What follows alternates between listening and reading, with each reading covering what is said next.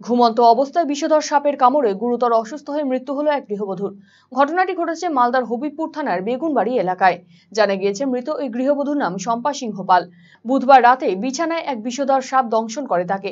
তড়িঘড়ি তাকে মালদা মেডিকেল কলেজে নিয়ে আসা হয়। যদিও ভর্তি করার বেশ কিছুক্ষণ পর চিকিৎসা শুরু হয় বলে অভিযোগ পরিবারের। বৃহস্পতিবার সকালে মৃত্যু হয় ওই গৃহবধূর। এই ঘটনায় হাসপাতাল কর্তৃপক্ষের বিরুদ্ধে ক্ষোভ প্রকাশ করেছে মৃতার আত্মীয়রা।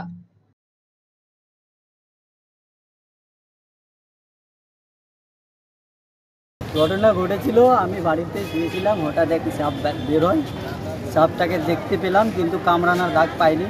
বুলবুলিতে আসলাম, বুলবুলিতে এসে আমি ডাক্তার দেখালাম, তো ডাক্তার দেখে বলছে হ্যাঁ কামড়েছে। তো এবার কামড়েছে, তো ওই একটা ইঞ্জেকশন দিয়েছে, দিয়ে ভর্তি কিন্তু নেয়নি, সঙ্গে সঙ্গে ট্রান্সফার করে দিয়েছে মালদা। এবার মালদাতে আমি গেট থেকে ঢুকতে কাগজপত্র করে রেডি করে উঠলাম। উপরে উঠার পরে আমি ডাক্তারকে বলা সত্ত্বেও ডাক্তার কিন্তু সঙ্গে সঙ্গে অ্যাকশন নেয়নি। মিনিমাম 40 মিনিট পরে এসে তারপরে তাও আবার ডাক্তার নিজে আসেনি, নার্সকে দিয়ে সব কিছু করিয়েছে। এই ডাক্তারের জন্যই গা ফেলাতে জন্য মারা গেল, নাহলে কিন্তু আজকে মারা যেত না। কি ডাক্তার কেন আসবে না? কিসের জন্য ডাক্তার হয়েছে? নার্সকে কেন পাঠাবে? এমার্জেন্সি রুগী ডাক্তার আসবে। কতক্ষণ চিকিৎসা চলেছিল ওখানে? চিকিৎসা কতক্ষণ চলেনি, স্যালাইন দিয়ে দিল, দিয়ে চলে গেল। দুটো দু হাতে ইঞ্জেকশন দিল, আর স্যালাইনের ভিতরে কয়টা 8-10টা ইঞ্জেকশন দিল, দিয়ে টাঙিয়ে চলে গেল। দ্বিতীয়বার স্যালাইন শেষ হয়ে গেল, আমি বললাম যে দেখেন এরকম স্যালাইন শেষ হয়ে গেছে। বলছে বারবার দিতে পারবো না, সকালবেলা দেবো।